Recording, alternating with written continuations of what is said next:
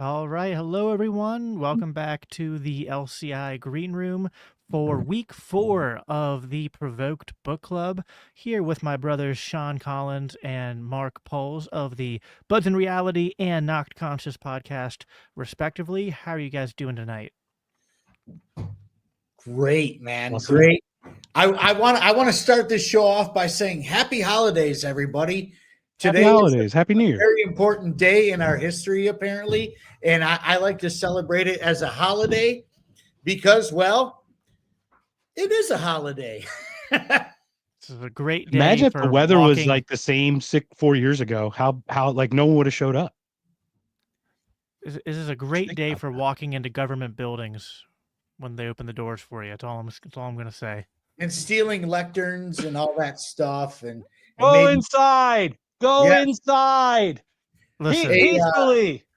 listen, I love when they say like they violated the sacredness of our democracy, and I go, don't make the January 6th protesters sound cooler than they are. I mean, anybody who knows better in the know knows that democracy is gang rape anyways. Democracy is garbage. It's mob rule. Like, this is not what any individual signs up for. We are individuals, and this is a republic. We are not a democracy, and we need to get this idea out of our head that it is a democracy. But we use the government. I mean, we don't have to use them ideally as an anarchist, and you know this. Like, I bleh. Happy Well, holiday. we actually, I got to get you guys on for just I guess our sort of like introduction, like announcement episode. We got a little into theory, but we'll have to, when this is done, just do a normal conversation on theory, religion, stuff like that. That'll be a lot of fun. I was actually on my episode that's coming out this Wednesday of like my solo podcast. I was talking about this series and how much I've enjoyed it, because we all come from different backgrounds and experiences. It reminds me, I used to do a show with Reed Coverdale called Capitalist Communion. It was like 2 Christians and 2 atheists, and we just talked about religion, current events, philosophy, and stuff like that. And it was a lot of fun. And talking with you guys, even though like we're talking about the stuff in this book, we connect it to other things, and it's been a lot of fun. It reminds me of that experience. So, well, I guess yeah, everyone watching, go ahead and comment, and Amity, if you're there, we started within 5 minutes of the scheduled start time today, so you can't complain. We're cleaning our act up. You're on the top. Yep. All right. Well, I guess I'm gonna kick off this shindig. We got a thing coming up on Thursday, just so you know. Sean and Zach and Jason of Drop the Mask, all these guys, we're going to do a panel show. We'll have to have you on then. We'll do one with you, and then we'll start, because we're starting to collaborate and start really getting some panel stuff together. So this has been so much fun, and this has actually gotten me to reach out to do more collaboration group type stuff. So thank you for the opportunity. Yeah. No, I love doing that kind of stuff. So yeah, for sure. Let me know. I'll be glad to do it. My schedule will be a lot freer come 5 weeks from now. This thing has completely eaten up my life, to the point where actually it's cool though, because like everyone sees me with this book, my friends, my family, my kids, and like, what's it about? And it's like, how long do I have to tell you what this book's about? Because I can just let you read the title, or you can sit here and listen to me rant for 30 minutes. But we'll read the first 10 pages and then just repeat. Pretty much. You can do that's where we're at. Pretty much. All right. Although, if I was going to give someone a Scott Horton book to start with, it would not be this one. It would be Enough Already, which you can almost see just a little bit off camera there today. Oh, nice. But that's like, if you're going to start somewhere, that's the best one to start with, in my opinion. Fool's Errand is good too. I gave my buddy Enough Already, though, who happens to be a retired Ranger. He did 20 years in the Army, and 18 of them was under being a Ranger. So anybody who knows the military understands what those guys got to do. I almost feel bad that I let him borrow that book because he wanted to burn his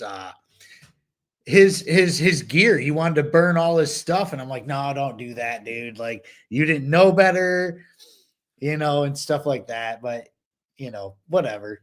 I don't mean that in a badder way or anything like that. I just know that I felt bad that I introduced him to that, and then he was like, "I'm burning all my uniforms and all my Purple Hearts and medals and blah blah blah." And I was like, "Oh my god, maybe this wasn't the best idea."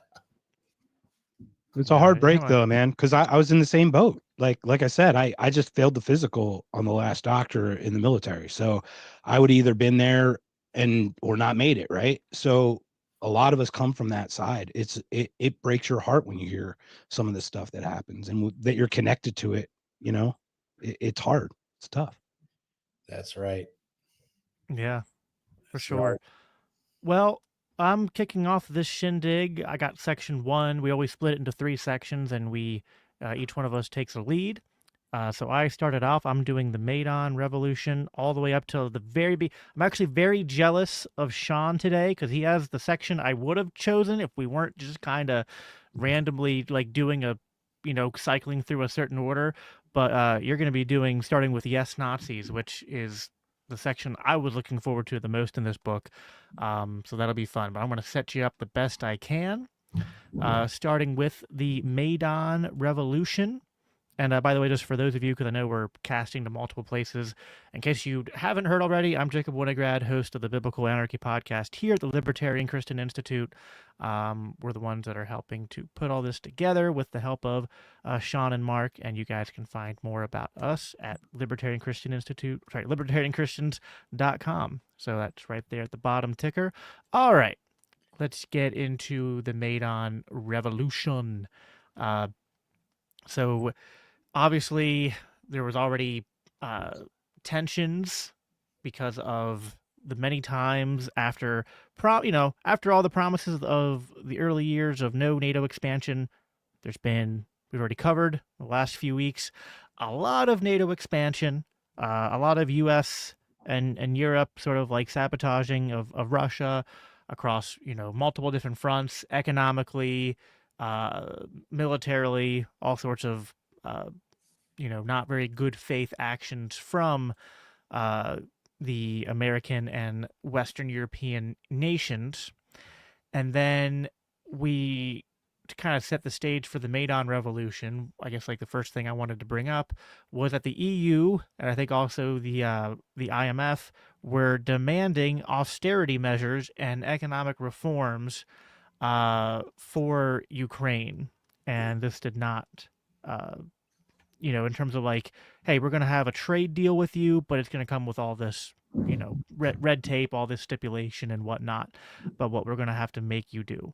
And at the same time, um, forgive me, there's like a million names here. Yanukovych, right, is the one who's in charge at this point. Am I remembering that correctly? Yes, you got it. Yes. Yep, Okay. Yanukovych, right? Yes, Yep. Yanukovych. I always get, for some reason, I get Yanukovych mixed up in my head with the Yushchenko because they both start with a Y, and they were around the And I same get them mixed up time. with Nina Jankowicz for some reason, which doesn't really help at all. There's too many like Russian Eastern European names in here, and even though Winograd's technically a Eastern European last name, but whatever. All right, so yeah, there's pressure because it's like he could sign a deal with Russia, but then he's going to be accused of being a pawn of Putin. But if he takes the EU deal, it's going to kind of screw them over with all the really, I think it was like they were going to freeze government salaries and pensions and stuff for a certain amount of time, extremely limit how much money that they were going to be able to borrow. Whereas in the meantime, Russia is offering them like $15 billion in loans and energy discounts and stuff like that. So I think the way Scott puts it when he talks about this in an interview was that the EU overplayed their hand because Yanukovych wanted to go more west, but basically they kind of, the incentives were sort of structured by the West and the East in this case, that he said, well, I guess I'm going to go East, which I found to be just a little bit hypocritical because it's like, I guess America and Europe are allowed to impose austerity and restrictions on Ukraine, but never upon themselves, right? I mean, that it seems to be the theme at this point throughout the book. Yeah, what is rules for thee but not for me, I guess, That's the United as the States saying MO. goes. Yeah. Mark, you have any thoughts on any of that? I have thoughts and I'm muted, but yeah, all this is just absolutely crazy. Can we just let's just continue? Let's just continue because we got so much stuff. I just want to I chat know. about stuff after this. Like, this is awesome, by the way. I'm so happy that we're here. Like, I just want to bathe and just enjoying this. So yeah, this is just absolutely crazy, this stuff that's going on. It boggles the mind. Well, so then you have Victoria Newland, a name everyone should be familiar with, Secretary of State, openly supporting protesters during this Hand out those time. cookies. Hand out Yep, those cookies. Woo! distributing aid, making recommendations. We, of course, have the very infamous intercepted call between it was Newland and I forget who she was talking to. It's somewhere here in my notes. Um, so that's from intercepted Newland and Ambassador Payat. Um, but yeah, basically, which I think this is the one where you get F the EU as a as a very infamous quote out of that. But yeah, it's just basically like this is what we're going to do with Ukraine, and we're going to make sure these people end up in charge, and here's how we're going to sell it, and here's how we're going to make it happen, and basically bad mouthing anyone who wants to get in the way of that. At this point, you kind of get. I mean, I think throughout the entirety of the book so far, you've really seen these people have a lot of hubris, but like at this point the hubris, the being drunk on our own hegemony, it's really, I mean, just I think at its peak right now in terms of just like we're America, we can do whatever we want, and again, it's not even like at this point there's not even the pretense of well, should we be concerned about Russia and their interests, right? Like it's just basically what like a well, this is just what's going to happen, and Russia's just going to have to play ball. So, uh, I mean, that's and been the theme. That's been the theme this whole book. It's like, dangle the carrot in front of them, get them to conform to whatever they want them to conform to, but then move the goalposts. That's been the name of the game this whole book since the beginning. Okay, we need a new Peanuts. We need a new Peanuts cartoon. It's the great former Eastern blocks, Charlie Brown, where Lucy just keeps pulling that football away. She's like, "Oh, Estonia, boom, Latvia, boom, Belarus, boom." Just keep like, pulling the football away. But that's what we should do. That's what we should yep. call it. Well, then there's the big debate, of course, about like, well, was this a this is part of what Scott was in a debate on Pierce Morgan's show like a month ago, and this is where there's this like great quote from Scott where he's just like, "That's not what I said. Why don't you argue against something I actually said, you dumb bastard?" Which was amazing. But it was this guy he was debating, which I forget his name, but it was about they were talking about the Maidan Revolution, and he was like, "Well, according to this guy, I guess democratic revolutions aren't possible." And it's like, well, hold on. I think the whole point of what Scott gets into in this section is that, okay, yeah, for sure, there is some grassroots movement, some legitimate actors on the ground. But it's like, would they have been this well organized, this well funded? Would they have been this well equipped, trained, or effective without all of the American and Western interference, which is it takes on the same, at this point they have a pretty good playbook, right? They put on rock concerts and show up and help organize the protests, occupy certain buildings and whatnot. And so, yeah, so it's at this point, it's a corrupt machine, but it's a well-oiled machine. And, at this point they're just thinking like, okay, now we're just gonna, you know, we're just gonna do it again and do it in Ukraine. And well, I want to get into the violent If putsch, I may, yes, but Jacob, if I may interject on that very yeah, I was quickly. gonna say, is there Speaking of anyone want to? music, Yeah, yeah, it's just interesting with like Mike. If you watch Mike Benz, I never really thought about the connection of music concerts and these uprisings, right? What was happening? What happened on October 6th? Wasn't there an extended music concert somewhere that was going on that got invaded and kind of happened and started like a whole other war? Like that's an interesting point too, but it's like funny how these music how they get us, and until you actually read it on paper, until someone says this is how they get you, go, oh yeah, that is how they got me. Like you just have to actually think about it, and that's where the cognitive dissonance happens. I'm at the point where telling people this is what's happening, like that doesn't happen, no way, and then you're like, no man, just take a step back, take a step back. They're playing with your mind, they're using music, they're using your vibes, they're using your feels to get you to feel what you want. You know, you bring up concerts and such. There was a huge concert in Moscow in 1991, actually, where some major bands like Metallica had performed. And this is in the height of, you know, all the things that are going on out there, you know, especially in the early 90s. 91, and Metallica performed in front of 1.5 million people in Moscow, probably the biggest concert ever in the history of concerts. And their story that they tell about that, I'm a big music nerd, so I'm glad I get to incorporate this. But they said it was so bizarre that it was, you know, like it was cool to play the concert in front of all those people, but none of those people had ever been a part of anything like that or seen anything like that.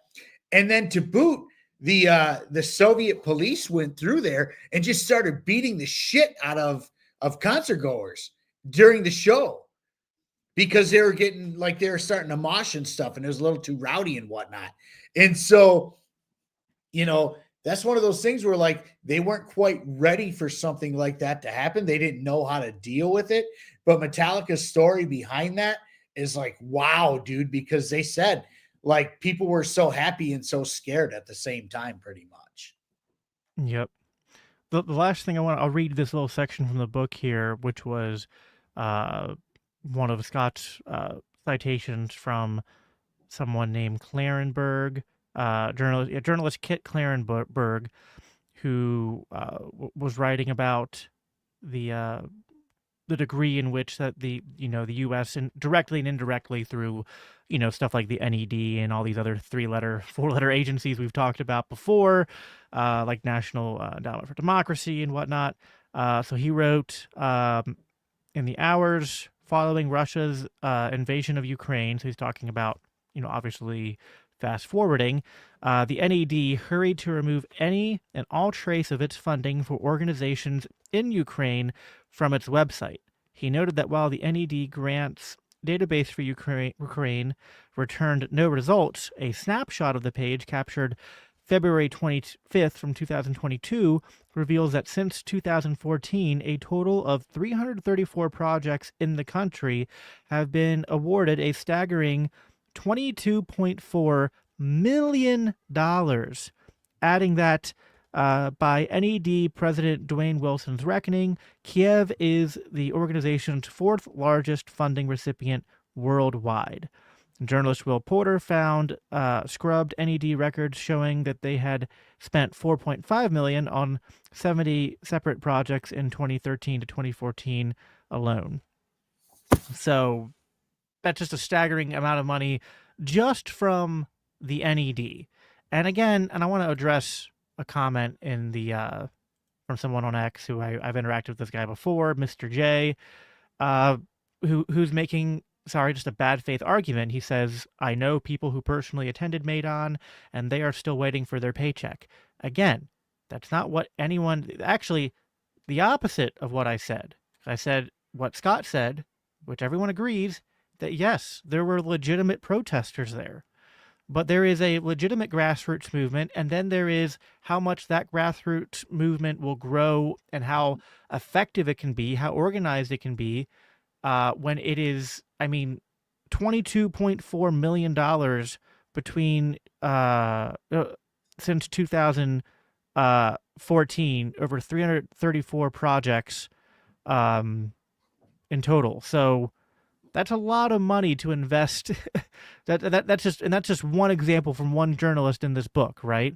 Then we have to talk about all the what all the other. There was up here a U.S. aid grant of $50,000 to Hermadsky TV.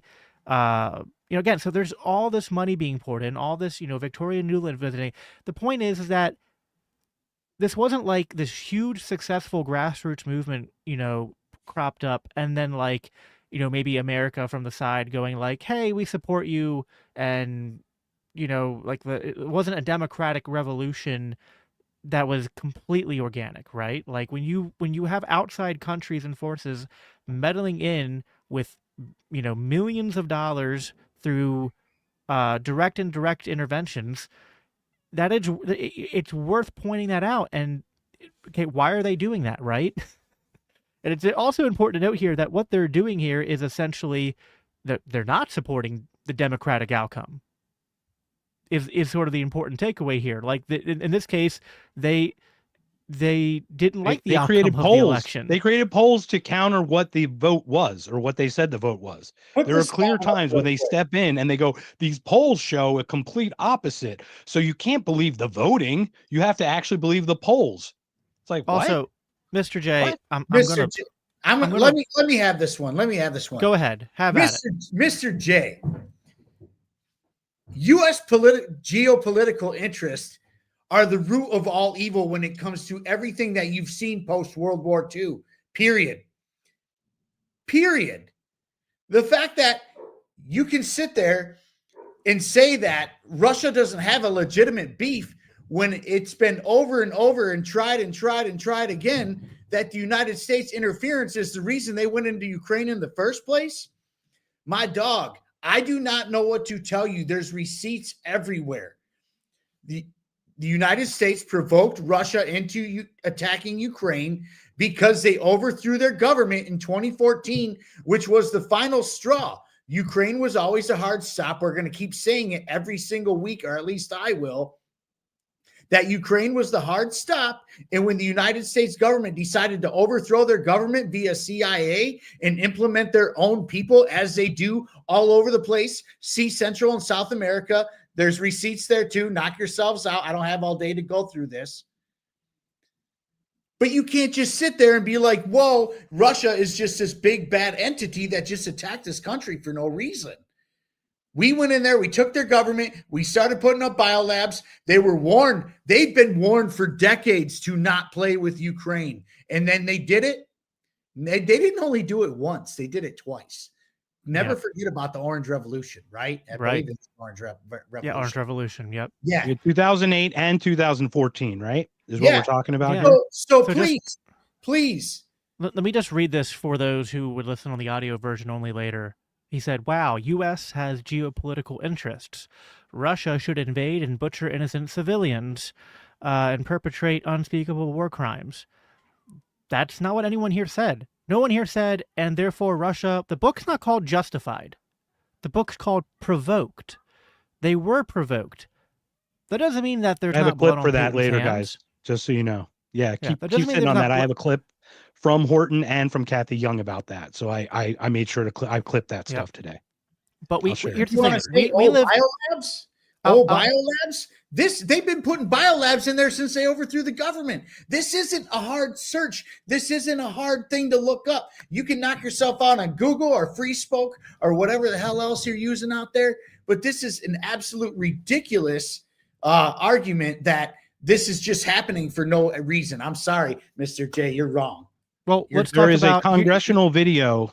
There's a congressional video about the biolabs in Ukraine. Was it Newland that was talking about them? We'll pull it up. I'm happy to pull it, but there is an actual video of her talking about the biolabs in Ukraine and the danger that they pose and that they can't get in their hands. I think it was on a congressional hearing. Well, so I'll happily pull that. If I had more time, which I don't want to monopolize the time here, but the sniper controversy is another important part of this narrative, because that's another form of messing with sort of the natural perceptions of people, right? It's manipulation of people's opinions when you have snipers firing on crowds of protesters and police, killing both, exacerbating chaos. And Scott goes through, like, again, I'd have to read all of it. It's pages of stuff in this section, but Scott kind of makes a really convincing case that, like, hey, there's a lot of evidence here that shows that, like, between the size of the bullet holes and just the way that both of them were being killed, it's like these snipers were not, like, they were clearly just trying to escalate the chaos and the tension so that it would sort of like, like Yanukovych would not be able to stay in power was sort of the ultimate end goal there. And I'll then hand the reins off to Sean because, I mean, really, my section ended with like the violent putsch, which is about the roles in which the role of neo Nazis and the far right extremists in Ukraine and the role they played in the Maidan Revolution. And I know that Mr. J and many others will go, "What? No, there's not real Nazis in Ukraine. That's crazy. That's just Kremlin, Putin talking points, right, Sean?" Look up Azov Battalion. Please do that. And then this is a perfect time for me to come in because this is something I actually learned. This is a history lesson we're about to go on at this point. And I started with, hang on a second here. Oh, declaring a state. That was my section where we started, where President Bandera, who was the Ukrainian president at the time, attempted to declare Ukraine as a new state in June of 1941, said the country would work closely with the Hitler regime, making a new order in Europe. Even sent letters to Hitler, Mussolini, etc., declaring that he was loyal to the new order of the fascist Europe. They even hung banners in Lviv saying, "Long live Bandera and Adolf Hitler." So please, you were born in Soviet Ukraine. Cool. I'm glad you were. I'm glad you were. So you should know this stuff like the back of your hand then. I'm glad you were, Mr. J. And, the funniest part about that is Hitler didn't want to ally with Ukraine. He actually wanted to conquer it. He wanted nothing to do with an alliance through Ukraine. President Bandera, dude, he was the president. I don't know what to tell you, man. Read a book. But anyhow, he didn't want to do that. He actually wanted to conquer it. Nazis demanded that the OUN withdraw its declaration, and Bandera surrendered to the honorary detention. But the OUN leaders still working with the Germans while on house arrest until August 1942, where Bandera was moved to Sachsenhausen, if I said that correct, probably not. Where Bandera was moved to Sachsenhausen concentration camp for better conditions. Wow, the dude was moved to a concentration camp for better conditions. The Bandera's partner, Mykola Lebed, escaped to lead the OUNB at war. The war was to purposely kill civilians, particularly Poles, Muscovite, and Jews. Now, from there, I'm going to read a little bit from the book, just because Mr. Justin Trudeau stepped down from Canada today as their prime minister. And the Galatian SS became the small controversy when in 2023, Ukrainian President Zelensky, Canada's Prime Minister Justin Trudeau, and the Canadian Parliament honored an old war veteran named Yaroslav Hunka, who the speaker read out had fought against the Russians in World War II. They had seemingly forgot that Canada proudly fought as allies of the Soviet Union against Nazi Germany in that war at the cost of 45,000 of their own lives, and did not realize that Hunka, a veteran of the 1st Ukrainian Division, aka the 14th Waffen Grenadier Division of the SS, was likely a war criminal whose unit had participated in the Holocaust while serving Heinrich Himmler and his Führer. In 2011, Hunka described 1941 to 1943 as the happiest years of my life. The Poles immediately moved to have him extradited to be prosecuted for war crimes. Ukrainian SS veterans who were so prosperous in Canada, they donated hundreds of thousands of dollars to various universities in the country, including Voldemort and Daria. Oh my God. Kubijiu, I'm not even going to try that. Memorial Endowment Fund at Alberta University.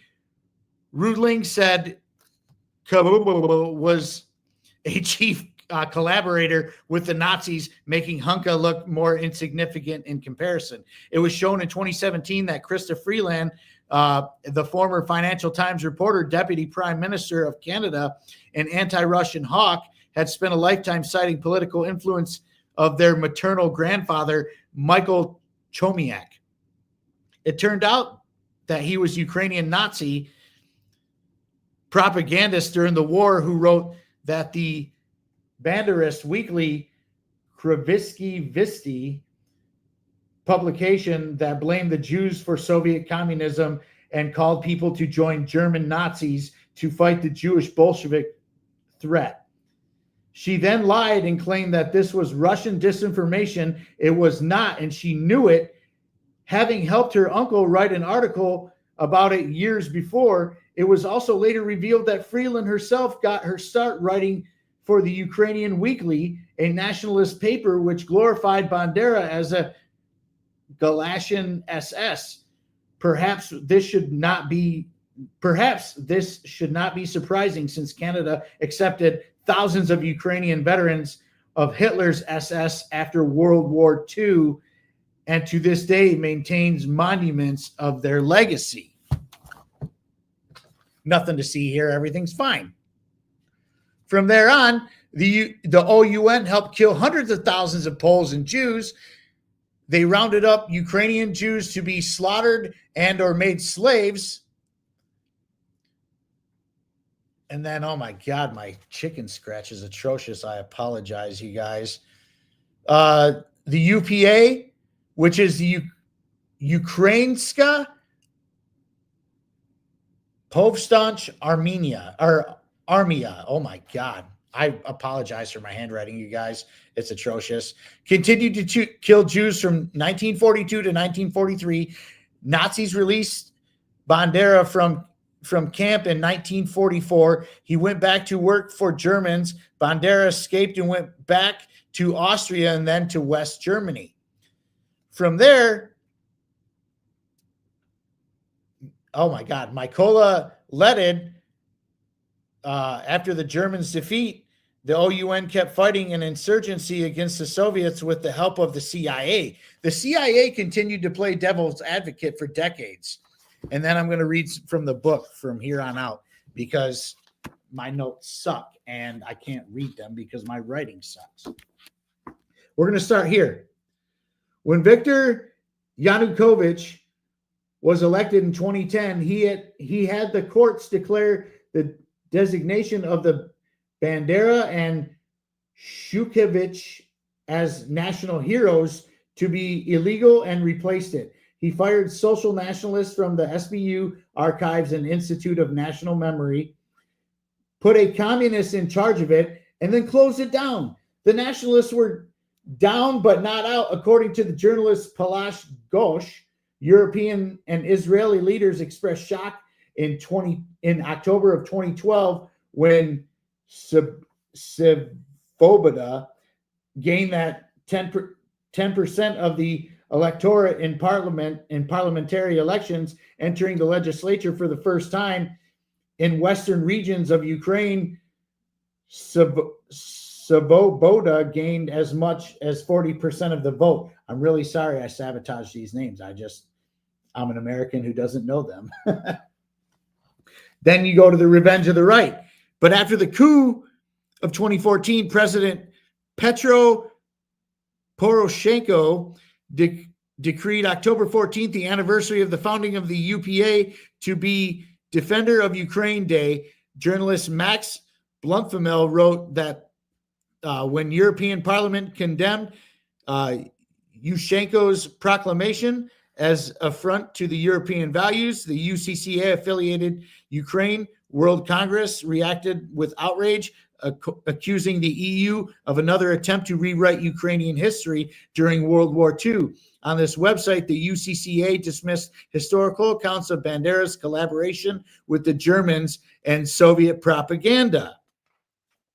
And then to move on from there, oh my gosh, yes, we got to go all the way here. I'm sorry.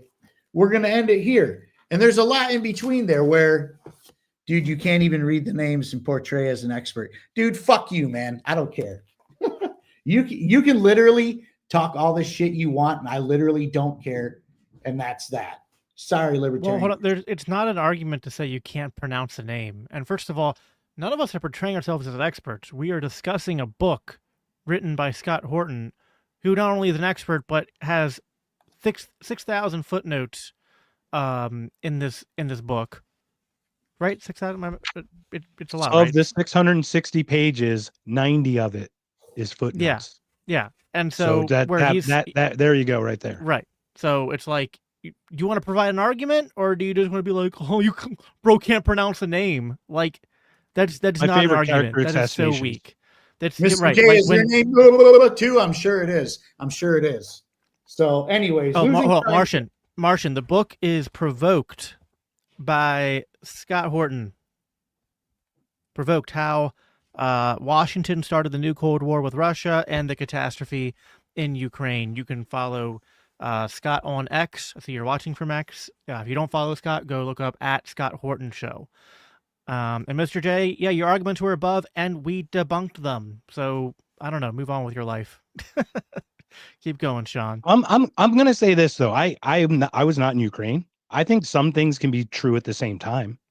It doesn't change the fact that there was intervention and there was a natural rise of freedom.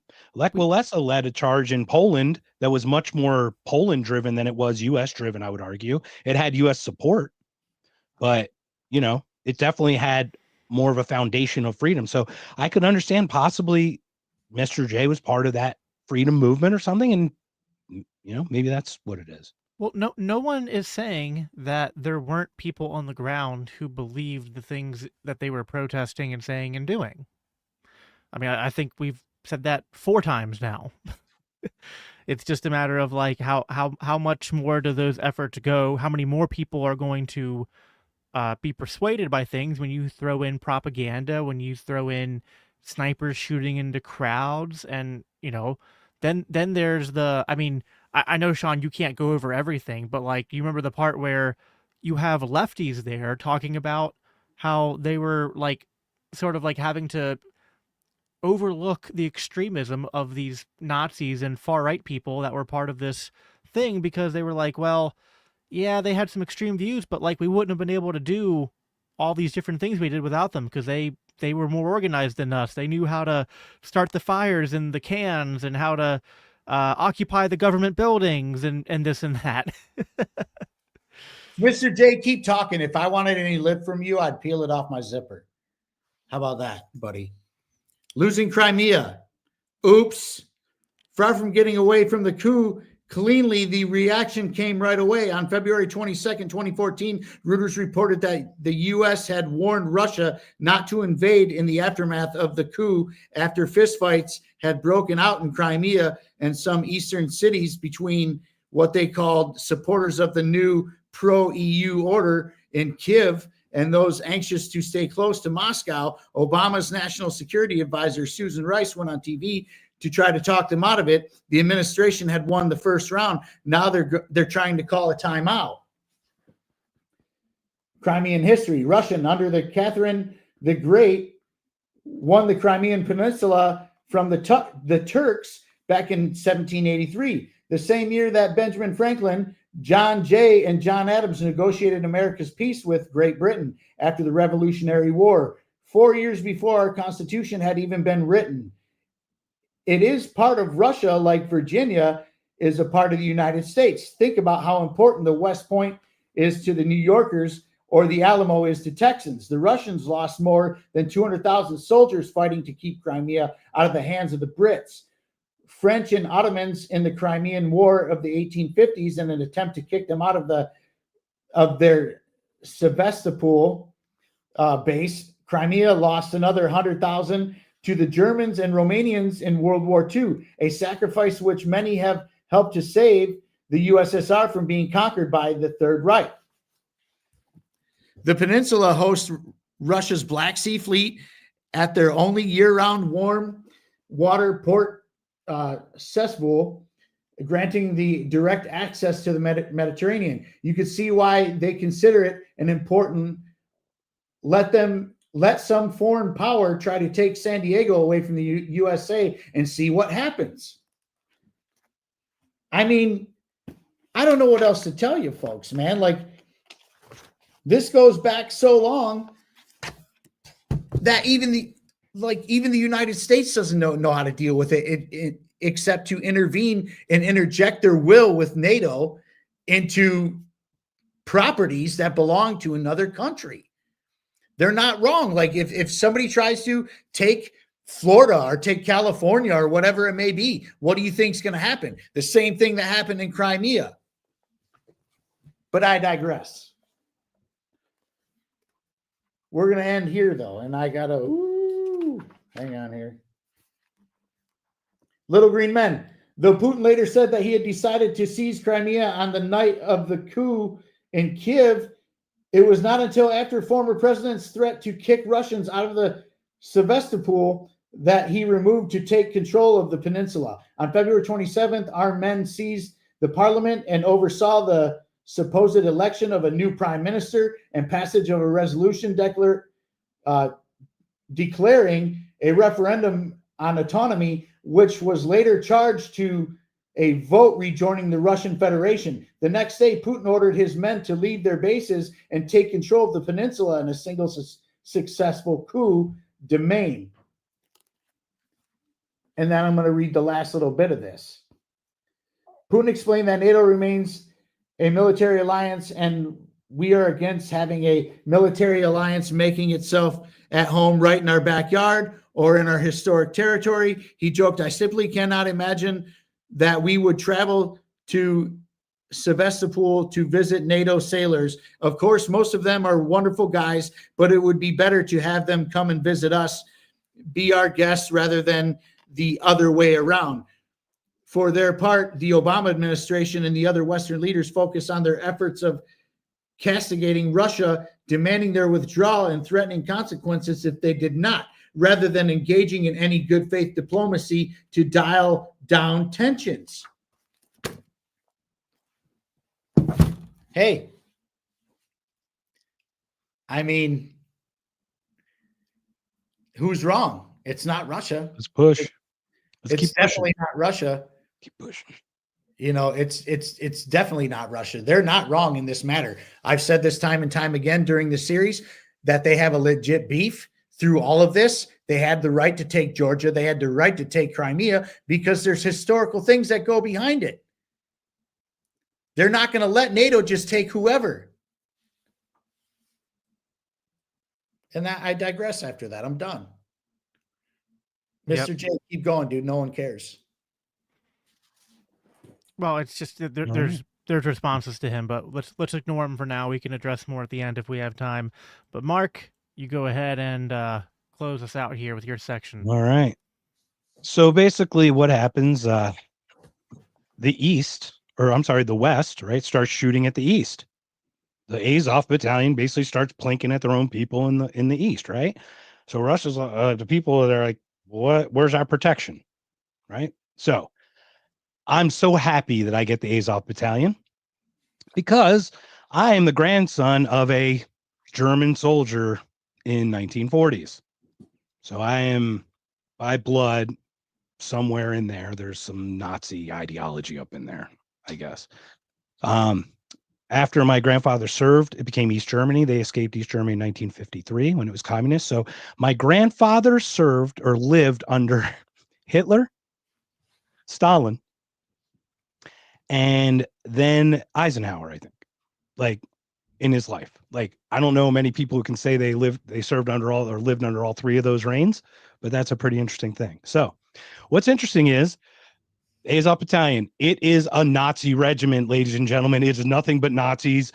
The Galician Nazis, basically the Germans were Aryan. They were white. And they treated the Ukrainians, they were like an off-white. They were like an eggshell. No offense. That's how the Germans viewed them. The Germans, they were like dirty Aryans. They weren't exactly pure Aryans, but what they lacked in purity, they made up for with their desire to destroy and kill everything. They are just they were just really good at being evil. That's why they were kept around by the Germans. The Nazis loved them for that. So I'm going to play a couple things. So here's an interesting thing. I'm going to go through this. I hope I did it right, but I'm going to play some things. So this is what I'm trying to tie it all into. I'm going to do a little differently in my portion because we've all read it, but we're trying to tie that we support evil on every level. And then it attacks us. And then we wonder why. And we don't question that it's evil just doing evil. We think that we can control the evil, corral it. Look at Syria, look at the Middle East, look at all these things we did. So here's the first perfect example of us, of how whether we support, I don't know, these types of evil people. Let me do this.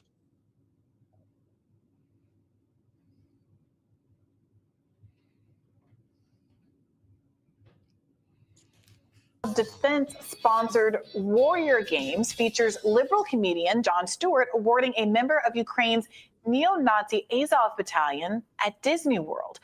The Gray Zone reports that multiple Ukrainian Nazis were invited to the happiest place on earth by the Pentagon.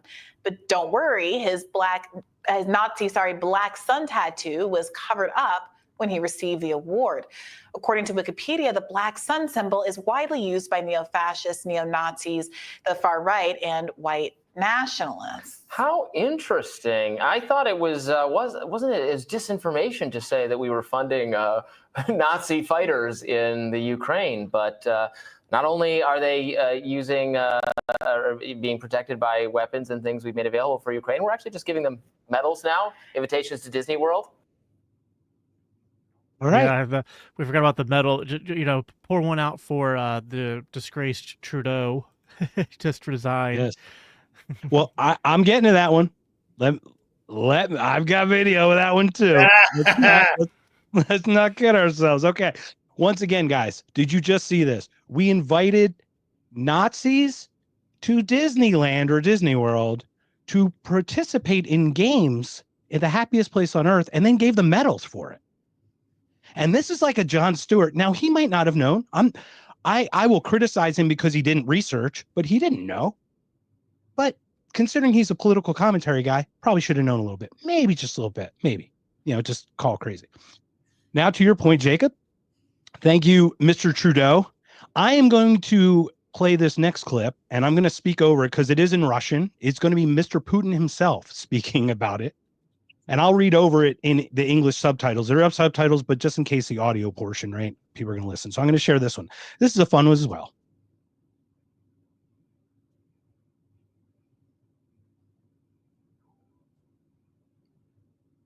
All right. It starts with the fact that everyone applauded this Nazi in parliament is absolutely disgusting.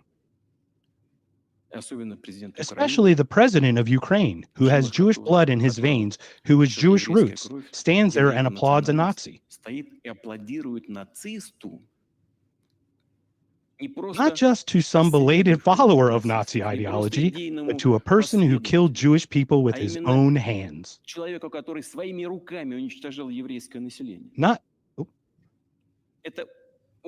It was him who personally killed Jews. If the Canadian Parliament Speaker says the Canadian Ukrainian or the Ukrainian Canadian Nazi fought against Russians during World War II,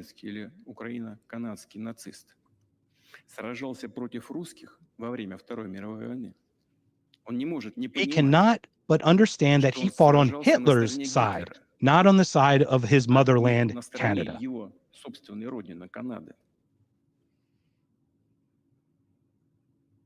Once again, wild. That's from Putin. Now Putin's telling you, you saw the applause, you saw the junta. Sean mentioned it, you mentioned as well, Jacob. Here's Trudeau applauding this guy, and it's like he fought against the Russians. Sure, he fought for the Nazis. He fought for the Nazis. Think. But think about it. This is perfect because, as we've learned, we don't actually have we don't care about Al-Qaeda or the Mujahideen or any Islamic terrorism when they're fighting against Russia. Just like we don't care about Nazis, but we care about Nazis up until the point when they're fighting against Russia. We actually fund them. If they're fighting Russia, we fund them. We give them money See Osama bin Laden. He was an ally. We gave him all kinds of money and weapons to fight the I'm Russians thinking in the about 80s. I'm thinking about signing up. I'm going to go to Ukraine and become, one of the Nazis in the military. I might get a free trip to Disneyland out of it. Seriously, I'm thinking about starting an NGO. That's where the money is, I think. No, but can I chime in? Oh, yeah, Chime in real quick? You know, there's nothing new under the sun when it comes to like the United States supporting Nazis. It goes way back, actually. Look up Operation Paperclip. Look that up. Operation Paperclip was when the United States brought home Nazis to work for for NASA. My mouth gets crazy sometimes. Sorry, Libertarian Christian Institute, my bad. But no, this is totally the United States like MO. They love it. They love supporting Nazis. They love bringing them here to America. So this is pretty much a perfect scenario for them to be supporting the Azov Battalion in Ukraine. It's perfect. Yeah. So now I'm going to share you two clips because I also I've been so lucky. You guys let me introduce Michael McFall. You let me introduce, the Azov Battalion in this way. And now I get to introduce Kathy Young, everybody. Ooh. Kathy Young at PorkFest. Okay. Let me play a little Kathy, a little Scott, and then I'll play some more Kathy, but we'll go in between. All right.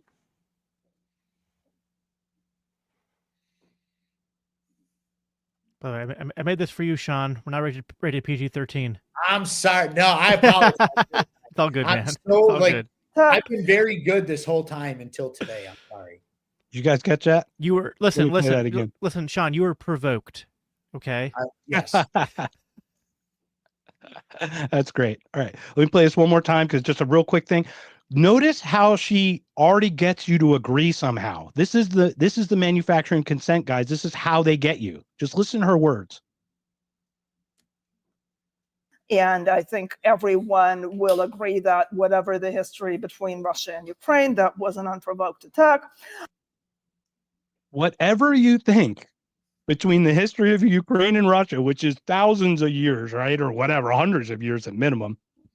It was clearly an unprovoked attack. We can all agree. Right? Okay. Now let's hear Scott's version because this is truth.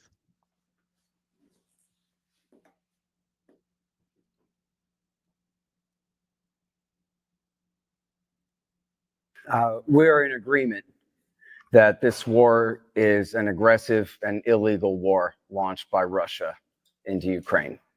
I don't think there's any question about that. I don't know of anyone who disagrees with that. But it was not unprovoked.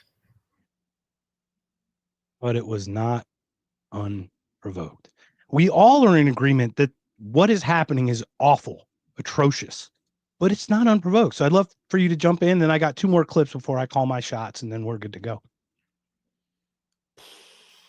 Ooh, man. I'm just going to listen. Libertarian Christian Institute, I'm going to throw some scripture in here. Proverbs 16:2. All of a person's ways seem pure to them, but motives are weighed by the Lord. And I think we can just see here that the U.S. interventions, they're not motivated by a love for democracy. They're not motivated by a love for liberty. They're not motivated by even concern for the Ukrainian people because they don't care about how many, American lives, Ukrainian lives, Russian lives, Palestinian lives. We don't care how many lives get thrown into the fire of the war machine. As long as Western influence and U.S. interests are protected, that is what matters. Now, of course, they can dress them up and make it seem good to them, but we can see through it when we actually take the time to look into this stuff and to educate ourselves and not just, not just guzzle down the propaganda like good slaves. Well, I mean, sounds all right. Sean, you want to jump in before I play these last 2 clips? Well, it's just one of those things where like you're seeing it in real time how things have been going. And the fact that the media has propagandized this to a point to make it look like, Russia's just this big bad country with their big bad leader who's just trying to take over their land isn't the case. And it's never been the case. I don't feel bad for the guy because he's a lunatic, but I feel bad for the people of Russia who got to put up with this because they don't want any of this. They really don't. That's all I got, really. All right.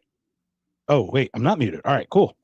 I agree 100%. No, none of the Russian people want this. How many hundreds of thousands of lives are gone, let alone the ones that are alive, like barely alive, missing limbs, not able to walk ever again? Like, do you want that kind of quality of life? I mean, that's what we're talking about. We just want this to stop. War is profitable. Peace is prosperous. That's what we need to know. There you go, Lindsay. We just need them minerals. Just need them trillions of dollars of minerals. All right. This is my favorite part I get to play because I hate that no one on Xverse was able to find me the timestamp. So I had to listen to Kathy Young talk for an hour again today. So I'm a little upset. I'm a little upset that I had to whenever I Thank look you for your service. Bill Crystal. Yeah, no one. I'm dragging those and getting timestamps on the transcripts or something because I cannot watch and listen to these people all the time. But the top of page 334, Scott talks about Kathy Young. He introduces her. He talks about having a debate with the author of the book, which is Scott. So this is Kathy. In her words, I found exactly the quote that she did in the debate with Scott. So I'm hoping I can share that with you guys. Let me share that.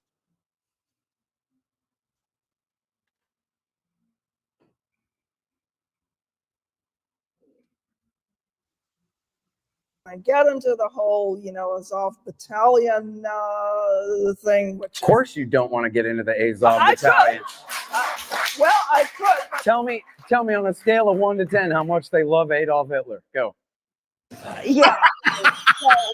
I mean, that would probably take us an hour, and It's 10. They love Adolf Hitler 10 on a scale of 1 to 10. You can read it in the BBC, where they said they're here to rid the world of the Jewish-led Untermenschen and save the white race. One of the major militias is called C14. That stands for the 14 words of the slogan of the white supremacists. Give me a break. That was written by a guy who co-founded the Azov Battalion. It is really not. I mean, the fact that there were some bad people involved with co-founding what is currently a regiment in the Ukrainian army really doesn't mean that it's a Nazi outfit today. What do you mean? What do you mean? Oh. Which is why, we really can't have this argument because it would really take way too much. Please stop it. Of, what happened with the Ukrainian They're army. moderate reform Nazis. We can to accept that, right, guys? Moderate reform Nazis, my favorite part. They're moderate reform Nazis. You're losing your clip. You're losing your clip privileges because that was just painful. Oh gosh, I know. She acts like this was like ancient history. Like, oh yeah, 200 years ago, this regiment was founded by some Nazis, and that's just an unfortunate fact. Like, what do you mean? Like, there were active Nazis in the 2014 Maidan Revolution, and like the guy like Belitsky is still serving today. He hasn't disavowed his Nazism. By the way, for those who don't know, the 14 words is we must secure a future for white people and white children or something along those lines. I'm paraphrasing it, but that's the phrase. And yeah, like that's like these people aren't like what is a reform Nazi, by the way? Like moderate Nazi. Come on. Yeah, I love that. I'm just that's like saying like, oh, I'm a reformed pedophile. Like yes. Listen, Sean. I was gonna say it's like, oh sure, Epstein owned an island, and sure he did get a little bit for racketeering and trafficking, sure, in the past, but maybe he's changed. Oh God, these people, do they actually believe the sewage coming out of their mouths? Okay, it's sewage. I'm not going to say not even garbage, because sometimes garbage Can't read can that, be Sean. recycled. Can you read that to us? Sorry. That's the Azov Battalion waving flags right there. Ukrainian flags with all kinds of Nazi stuff on there. Give me a break. All right, go ahead, Jacob. Sorry about that. Sorry, I cut you off there. No, we're good. I do have one more clip. I just have one more clip before I call it. Once again, everybody it's been awesome interaction. We want people to interact. We want dissenting voices. I understand that people think that things happen, but I've gotten more information. The more information you get, the better answer you get. That's how an equation works. It gets more accurate, more detailed. Context changes the content, right? So let me play this last piece. It's just a little one, and then we'll just close it for the day. Let me do this. This is one of my favorites, just because the way, just listen to how she just tries to minimize what it is. It's just beautiful. Of the fighting forces involved with a regiment that has a dubious history with a white supremacist founder is unfortunate, but I don't think that should really materially influence the course of our support for Ukraine. What? Of course you don't. Well, a portion of maybe one. Some of them hate all the Jews. Some of them hate all the Jews, and was one to Uber mentioned. But that shouldn't take away our support. Oh, how'd that work for? Let's see, Al Qaeda. How'd that work for ISIS? How'd that work in Afghanistan? How'd that work in Iraq? How'd that work in Syria? Look at Syria right now. Oh, right now we're presenting medals to guys we have $10 million bounties on years ago. So, lastly, I do have one last piece. There was a bill in 2018 introduced by Congress. Let me read the bill because it's so funny how absolutely they don't give a shit. I'm sorry that I said that. It's the first time I cursed, I think, all day. So this is how clearly they do not care. Now, I will say this. Massey, Rand Paul, and Mike Lee all voted no. Now, I have them out. I have a tweet out to them asking them why. I think it's because it was part of an omnibus and they were just against the omnibus as a whole. So I'm going to guess that because this section alone was only one piece of 132 pieces in this one section in this big bill. So you can imagine how hard it is to dissect. But this is how clearly we are against the Azov Battalion. Are you ready? This is how clearly it's written. Section 8129 of HR Bill 1625 in 2018, March 23rd. Prohibits funds provided by this division from being used to provide arms, training, or other assistance to the Azov Battalion. That's all it says. That's literally all it says. There's no way to implement it. There's no way to like regulate it. No, we will not give arms to Azov Battalion. Okay, that's what we voted on, and it did pass. And you saw how much they're not getting support, right? I'll leave it at that.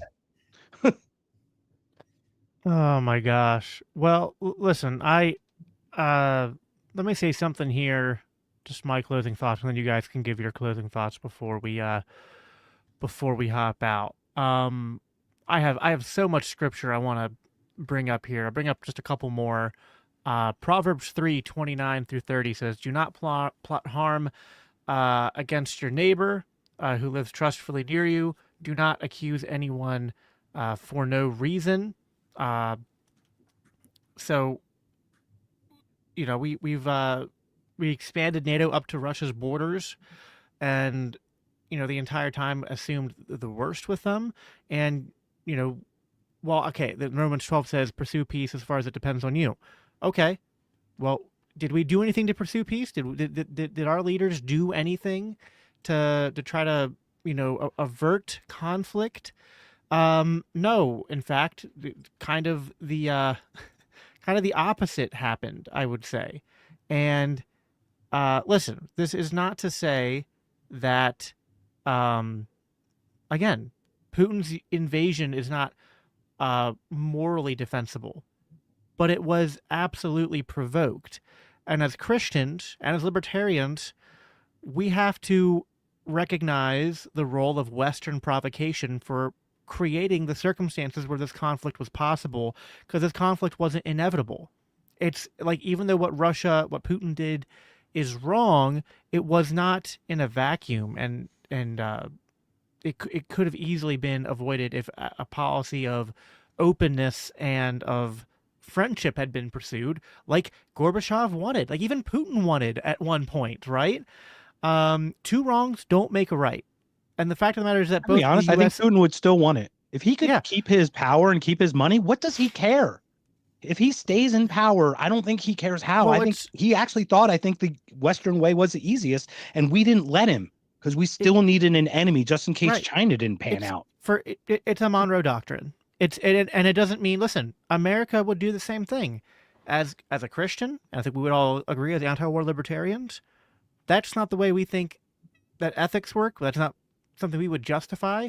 But that is it. Now, if I was just evaluating Putin on the norms of the sort of like 21st century post Cold War nation state ethics that America operates on, then I would say Putin's actually showed a lot of restraint compared to what the American government and military would do in similar circumstances. But the point is that, again, two wrongs don't make a right. The U.S. and Russia have pursued policies that have prioritized power over people, but America is in a much greater place of power and is interfering in things that have nothing to do with them. America is not affected by what goes on in Ukraine. America's not affected by what goes on in Poland or in Germany or in it has no bearing on us. And the only interests being served here are the interests of those who want more money and want more power. But what they don't want is more peace. One last scripture I'll share. This is from Luke 14, and Jesus says, "Suppose one of you wants to build a tower. Won't you first sit down and estimate the cost to see if you have enough money to complete it? For if you lay the foundation and are not able to finish it, everyone who sees you will ridicule you, saying, 'This person began to build but wasn't able to finish.' Or suppose a king is about to go to war against another king. Won't he first sit down and consider whether he is able with 10,000 men to oppose the one coming against him with 20,000? If he is not able, then he will send a delegation while the other is still a long way off, and will ask for terms of peace." In the same way, he goes on to say that, basically he ends on this, like, salt is good, but if it loses its saltiness, how can it be made salty again? It is neither fit for the soil nor for the manure pile. It is thrown out. Whoever has ears to hear, let him hear. And there's a lot of lessons into this. Jesus is talking about sort of the cost of following him, the cost of being a disciple. But there's also principles here about, like, being thoughtful, right? Being intentional, thinking about the long-term ramifications of any course of action. And it's saying that, like, if you're going to, set out on a course of action to do some long-term project, you need to consider the long-term costs of that. And if you're a king, if you're a government, whatever, and you're in conflict with someone else, consider the cost of human lives, of money and whatnot. And if it is possible, talk with people, right? Like, send a What a novel delegation out. idea. Try to negotiate peace. Try to avoid the conflict. You mean don't rip up a peace treaty a month in? Right. Yeah. Is that what you mean by, like, talk it out? Yeah. I mean, there's Boris so many Johnson? examples where Yeah. again, it's like, I don't want to paint Putin as an angel, but it's sort of like, if there's such a thing as a self-fulfilling prophecy, right? Like, if you keep treating anyone, whether it's a country, a politician, or even a person, right? Like, you see this with bullies in high school, right? Like, you bully a kid till he gets older, and then he becomes a bully, right? Hurt people. And that's not even justification, but it's just like, man, like, I don't know, basic human psychology, right? Like, you keep pushing people, they eventually get to breaking points. And that's bad enough if you do that in your own private life. But if we're going to have a government, which I don't want one, but if we're going to have one, We do have one, unfortunately. we do have one, unfortunately, then at the very least, I'm going to demand that they pursue policies of peace. And Yes. that's not what they're doing. Absolutely not. And that's never in the history of America. We've never been peace. Since the country's birth in 1776, there's only been a decade where the United States has, or maybe a little over a decade, maybe 12 years, something like that, where the United States has not been involved in some kind of conflict. That is a fact, and And just for me to close it out, before we go, I'm going to read a Bible verse for you guys because I love this verse with my whole heart. Ecclesiastes 1:9. What has been done will be again. I'm sorry. What has been will be again. What has been done will be done again. There is nothing new under the sun. And that's the verse. Yeah. History does not repeat itself. Humanity does, right? That's right. And, the one thing we it's learn from what happens. history I mean, is that we don't learn we from talk history. about the fourth turning even coming up. If you haven't read that book, was it Neil Howell? Is it? I think it's the fourth turning. That's a great book to read. So it's basically talking about the 4 cycles of the 20-year, it's an 80-year cycle, right? Or generational cycles. And it's what is it? Strong people create easy times create weak men create bad Hard times. times. Yep. Bad time. We're on that crust of the bad, the crux of the bad times, creating a new blend of strong young men that are starting to kind of retake that a little bit. So we're starting to see that, and it's really interesting. It's called The Fourth Turning. Another book I also recommend that does show, because people, this is the thing with geopolitics, is people do work from scarcity, these countries. Peter Zeihan wrote a book called The End of the World is Just the Beginning. And basically he's talking about the geopolitics of how Europe is doing this and Germany's doing, or how the United States is doing this. And what's funny to me is I'm watching Europe single-handedly cut its own face off, cut its own legs off, cut its own arms off, and absolutely let the United States steer its Titanic ship directly into the iceberg that is Russia. I do not understand why Europe would have anything to do with us in this way and not join with Russia. Why wouldn't you talk to your neighbor? Why would you're your neighbor? It's like crazy. All right, I'll let it go. Thank you everyone for joining. This is so awesome. We got week 5 coming. We're halfway through, guys. Halfway through. I'm so excited. Yeah, a lot of fun. Finally the halfway mark. We got some more guests coming up. I think in 2 weeks we have Dave DeCamp coming on. That's going to be a lot of fun. Try to get a couple more guests in here as well before we close out. And you guys want to plug your anything else you got coming up before we hop off? Sean, anything you want to plug? Nothing really coming up, man. I do my show live every Friday at 7 p.m. Eastern. I have a good time with it. A lot of people seem to have some fun. The chat's always rowdy. As being the radical anarchist, I have a radical anarchist following, and they're great folks. But it's not about me. It's about getting a message out. So if you want to hear a message, my show's good for you. Awesome. And I'm Not Conscious. Thursdays, 7 p.m. Eastern, 5 p.m. Arizona time. Right now, it's Jason to drop the mask. We got Sean, Zach, and Andrew are coming on, I think, this week if we're trying to get everybody together in this little panel. Mondays with you guys. Tonight, I'm going on a weird UFO Chronicles podcast. Ooh, I had a near-death experience. I get to share that. I did share it a little bit with Jason on his, but I get to do that. But I've got Per Beelan just agreed to. I just scheduled him for next week, I think. So I had Econ Bro, you have Econ Bro. We're starting to grain messages. The message is growing. We're starting to collaborate. I think we're finding our own group here, and we're starting to grow within that. And our Venn diagrams are starting to overlap, and we're starting to get a bigger community of people who are liberty minded as a whole. Because once again, the three of us have very different perspectives on, for even spirituality, even between the two of you probably have different opinions about it. Yeah, no, it's been a lot of fun getting to know you guys more, and we all bring a little bit different approach to the table, but it and it all comes together. It's a spontaneous order. This whole thing was with our principles in action, right? Like we literally organized this in a week, put it together, and it's turned out great so far, and I'm excited for the second half.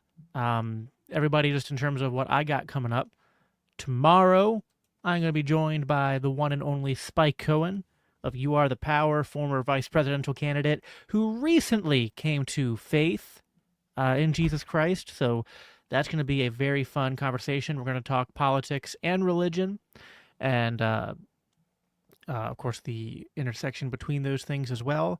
And then what else do I got coming up?